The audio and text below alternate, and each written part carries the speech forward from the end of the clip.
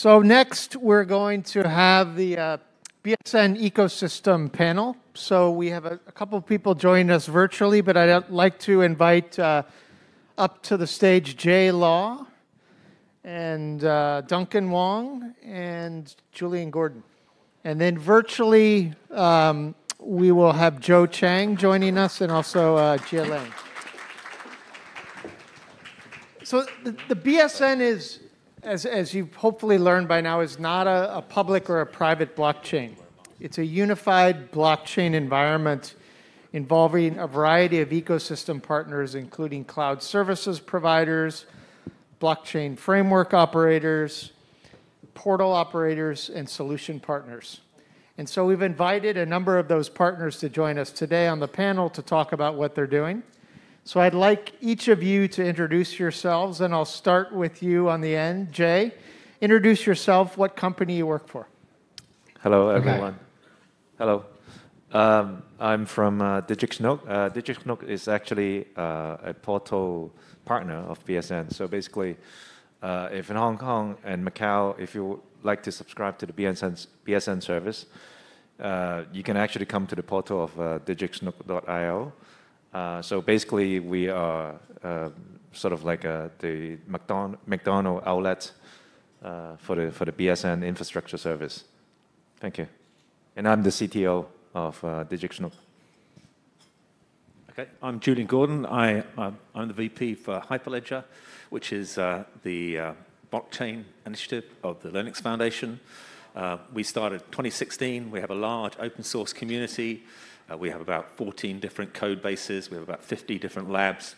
And we're a neutral place that people can come and develop blockchain technology. So, and we're great, and thank you, BSN, for being a member, part of that community. Hi, I'm Duncan. I'm a CEO of CryptoBLK. So thanks for having us over here. CryptoBLK is a blockchain technology company, and we are based in Hong Kong. We also have presence in some other places in Southeast Asia. We are actually very, very fortunate to work together with BSN, and myself working very closely with Jihan, and we set up this JV called Neptune Digital to work on the open permissioned Ethereum. So definitely we are going to share more about the OPE later on. Thanks. Thanks. And then virtually we have Jia Leng. Jia, can you introduce yourself? Sure. Thanks, Tim. Sorry, unable to attend physically due to this pandemic. Really great to be here as BSN solution partner. I'm Leng from Thoughtworks blockchain. Thoughtworks is a global software consultancy company. We have more than 10,000 thought workers all over the continents. So we're really, big enough to enable, but small enough to care. Basically, we help top players in the fields to lead and also help the followers to catch up fast in this what we call digitization evolution, or this enterprise modernization process. And blockchain is really one of the areas that we really care about and capable of. So we help our clients to design and deliver, test all kinds of enterprise blockchain applications, and also help them to tackle the strategic problems and also with some of the technical barriers associated with blockchain technology.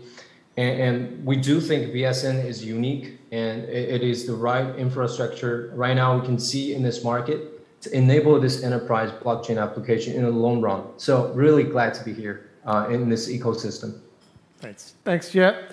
Finally, Chang from Prosperity 7. Yep, I apologize for not being there either. I'm here locked down in Shanghai. My name is Chang. I'm a managing director for Prosperity 7 Ventures. We were lead investors in the Series A for Red Date, along with Kinetic.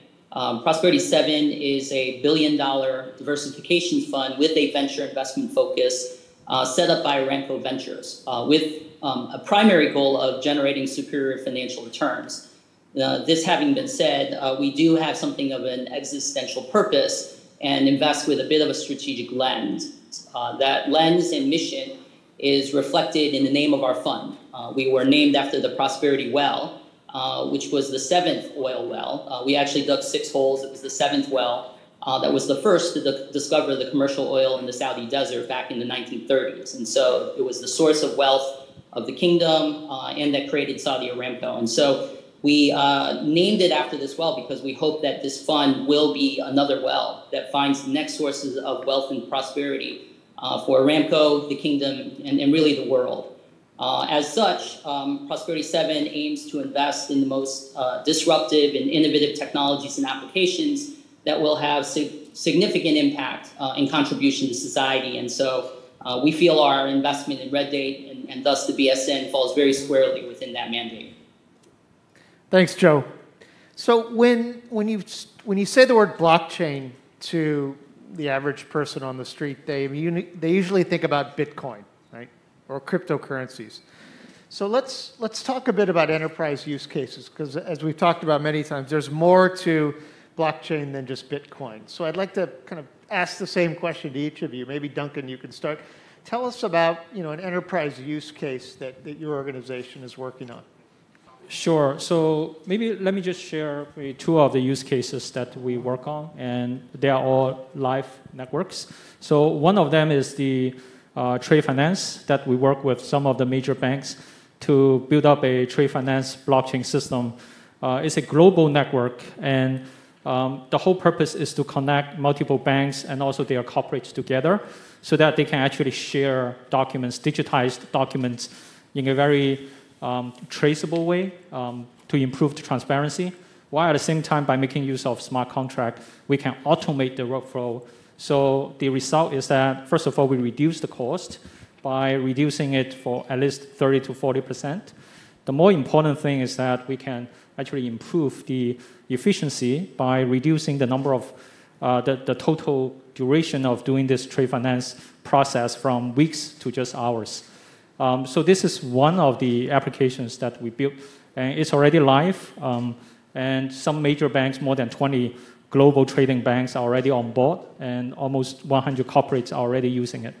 So another use case is basically in Hong Kong. It's an industry-wide insurance system.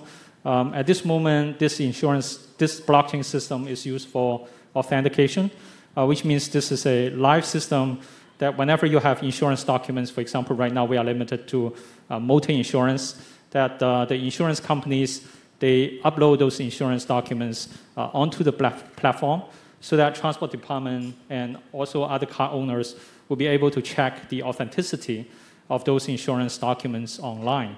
So this one is not limited to insurance documents, but basically wherever you want to do the authentication by using blockchain, by connecting the entire industry together, that's actually a very good use case.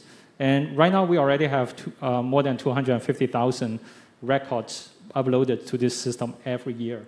So this number keeps increasing. Impressive. Jia, you're in a similar space as CryptoBLK as a solutions provider. Can you talk about use cases that you're seeing? Yeah, sure. I mean, Thoughtworks, we have getting involved with a lot of blockchain applications since 2017. I remember the first blockchain project we did is help Daimler to form this automated blockchain platform. Essentially, it has to store some of the essential data through the industry value chain.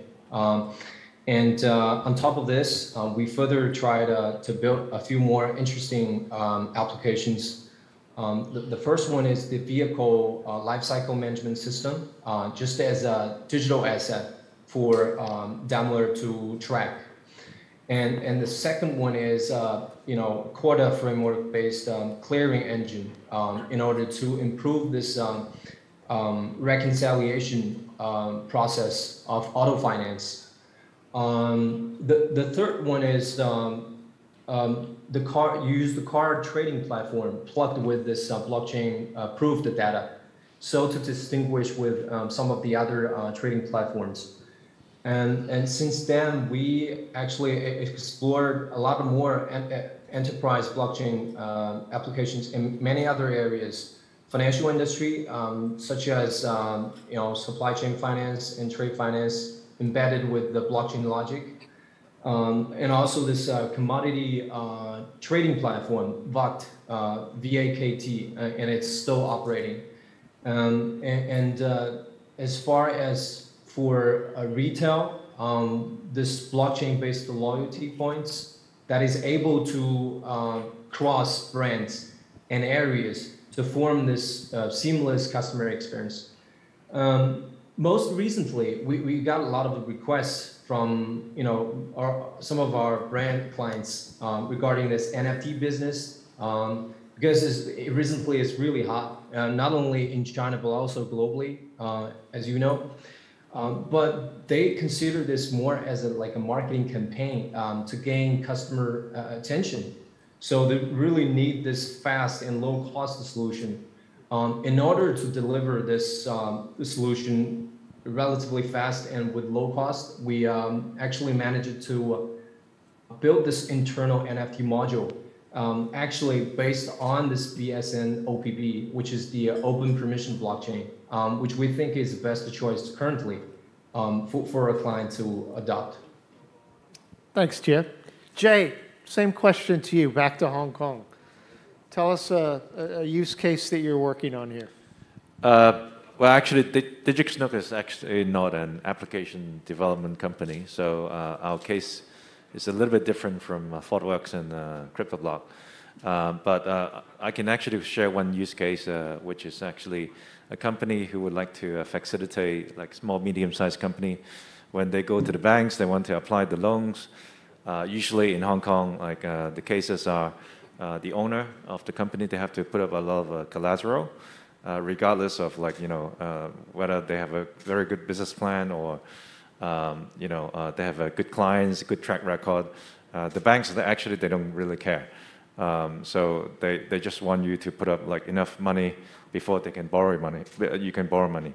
So this customer of ours, they're looking to actually using blockchain to connect to these suppliers and their customers, and also the logistic company. So people can actually share data, but not from the supplier to the banks, but it's actually from the supplier's customers, and also people who can actually confirm these businesses actually happen, and these suppliers actually have these customers to show it to the bank. So bank can actually, based on these real records, to sort of like consider providing a loan without putting up that much collateral. So this is I think it's a very good use case. Like basically, if you want to verify a supplier who claim Hong Kong TV mall or parking shop is their customer, all they have to do is like press a button, and these supermarket, they'll provide maybe invoice or payment receipt to these banks. So the bank can, based on these records, to consider offering a loan to the supplier. So this is one of the case. And also we are also to echo to Leng, we're also developing the NFT, so-called the NFT commerce, because we see NFT is actually going to be a very important development for the people to sort of like tokenize their product or their asset into the blockchain. So we are actually we just spoke to actually an exhibitor in the Pacific place who they are actually a champagne manufacturer. So they are actually manufacturing all these like limited edition like a blockchain champagne bottles, and they would like to turn them into NFTs. So people holding NFT, they can actually exchange for the real bottle. So you were doing business development out in the mall during the break. Is that what you were saying? Literally, yes. Okay, very good. I actually invited the guy who responsible for the NFT to come to the conference or even watch it virtually. He's literally downstairs, and there will be some singer coming to the pop-up store today after 6. So maybe there are some fans and singers, like walking into the mall, like you won't be surprised. Very interesting. Let's take a wider lens on it. Joe, you're obviously connected to Aramco, one of the largest companies in the world, depending on the day in terms of market cap. Tell us what you're seeing there. Sure. We're actually not interested in crypto at all, but in real enterprise blockchain applications that are going to disrupt, business processes for speed, efficiency, and security.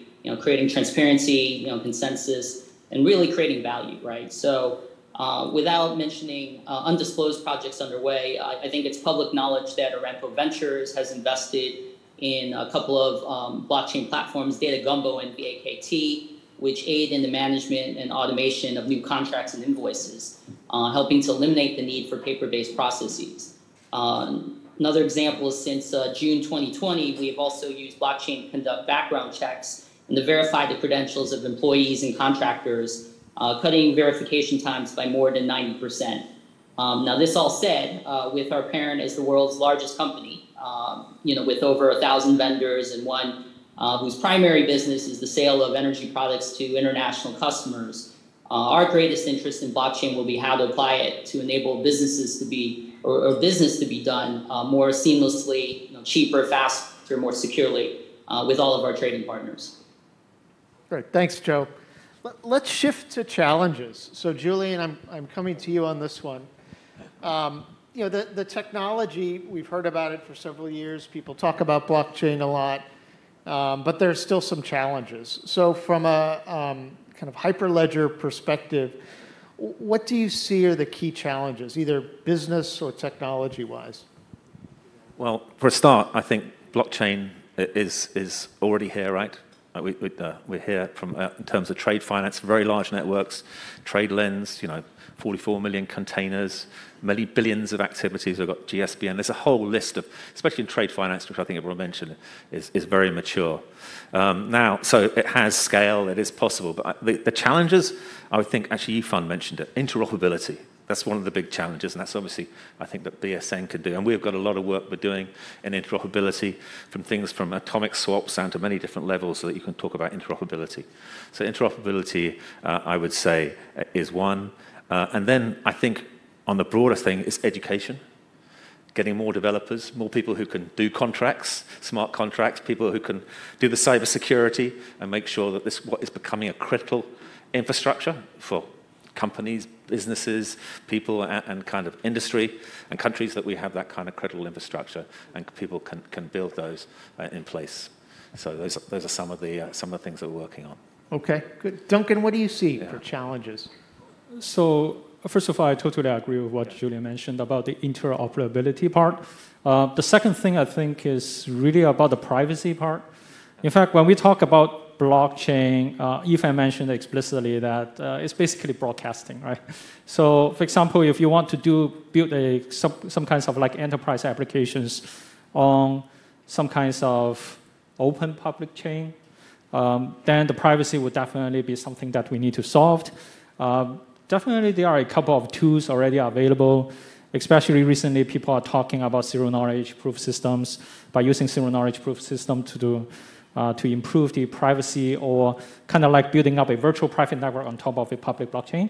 That definitely will work. The key challenge over here is still everybody is talking about the trilemma thing, the scalability, the decentralization, as well as security. So if you have that kind of zero-knowledge proof system, then the TPS may hurt. So that's why I think one of the things that actually CryptoBLK is working on is to improve that privacy while at the same time ensure the required scalability. Yeah. So, Duncan, I'm going to take advantage of your former profession as a university professor to explain. You use the term zero-knowledge proofs, which is a pretty complex topic. Could you try to explain what that means to a layperson? In not one, I'll give you 1 minute, not one sentence. So it's like no matter what you say, there's nothing to take away, basically. So there's no takeaway from that. So basically, zero knowledge means it's basically like encryption. But the thing is that you can show that it exists, but you wouldn't be able to crack it open and look inside. So for example, when we look at the zero-knowledge proof for ensuring the privacy, the simplest example is that I'm going to send some coins to you, but I'm going to encrypt it so that people will not be able to find out how much I'm sending from party A to party B. But at the same time, the network can still make sure there's no double spending. Yeah, so which means zero knowledge. Nobody could understand. Okay. But basically, that's the mathematical equations behind will ensure that. Yeah. Good, good. You passed. So Jia, maybe a similar question for you. So you're out working with large enterprises who are interested in doing digital transformations. Blockchain technology is kind of a very sexy topic right now, even outside of crypto. What are some of the business and technology challenges that you're seeing with the clients that you're working with? Yeah, I mean, like you said, we have, worked with a lot of enterprise clients. So I think one of the key barriers for us to push this project forward is get down to ROI. It's because a company have to look into ROI for new projects, and we know, during this pandemic. We have a lot of more requests on building or connecting to online channels because this opens a new door for this difficult time. Regardless of the actual figures coming in after completion, company regard this investment as worthy. But however, regarding blockchain, theoretically, the benefit the current enterprise blockchain application can bring is efficiency and potentially cost cutting through this streamlining business for multi-party collaboration, especially with external parties. But there's no incremental value, at least not at this early stage. We know this theoretical benefit is huge, and our client is aware of that, and huge enough to transform the way the company communicate and collaborate. But it really relies on this network effect, just like the classic internet platform business. 100 users in this WeChat network doesn't make any sense, but 1 million is different. So I think it's going to take time and wisdom to form all kinds of networks based on blockchain. Yeah. Great. Thank you, Jia. So let's talk a little bit about China.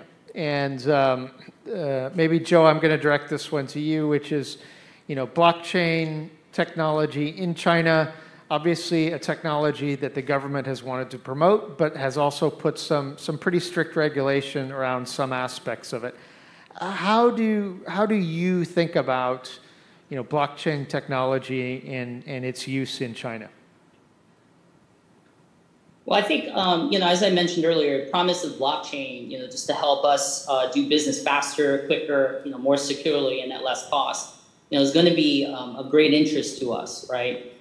For companies where China is an important customer, any meaningful solution is going to have to accommodate China, right? And so, from our perspective, if China sets certain rules in terms of how you're going to engage them, that's just a reality you're going to have to deal with. And so, the BSN, in our view, becomes, by default, the most sensible way for anyone who wants to do business with China to create, blockchain applications that will work and interoperate in the context of the China environment.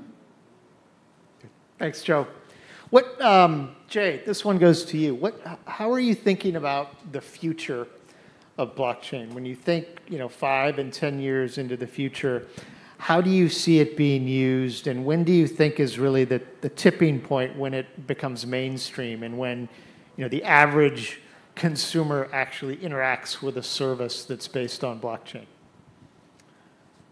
Well, I have to echo to what Yifan or yourself actually mentioned earlier. Blockchain is actually infrastructure, so you don't really, look at it, or you don't have to actually feel it. It is actually there. So I think it's really to the application developer or operator, when they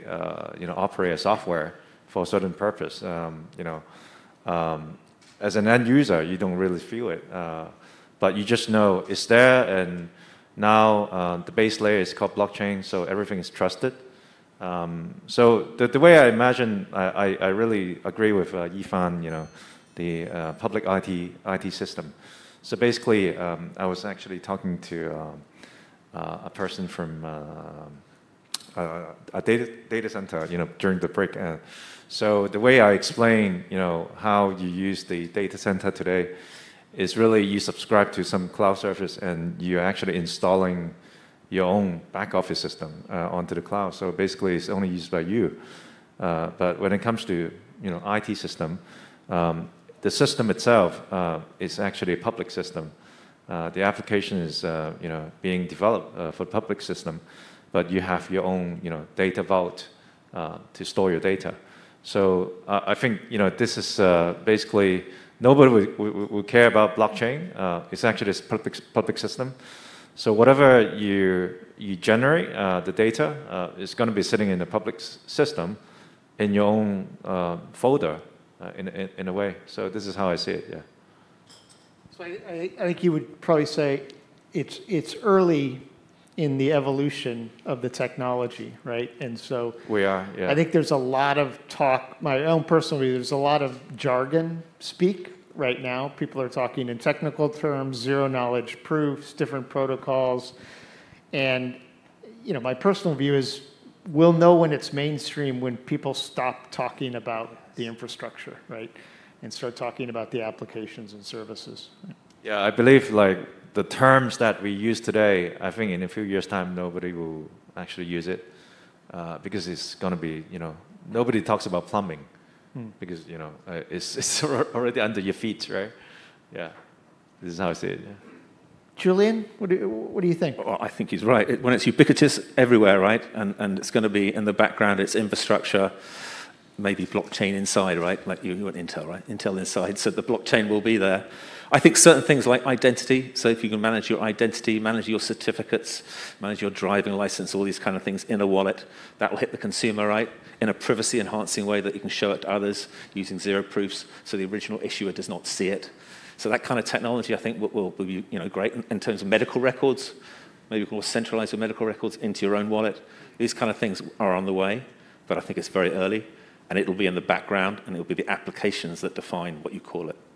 Technology, but it'll be based on blockchain or similar other technology that may evolve with blockchain. Well, thank you. I want to thank all of you on the panel for kind of being a part of the BSN ecosystem and talking about your different points of view and different perspectives. So thank all of you. And thanks, Jia and Joe.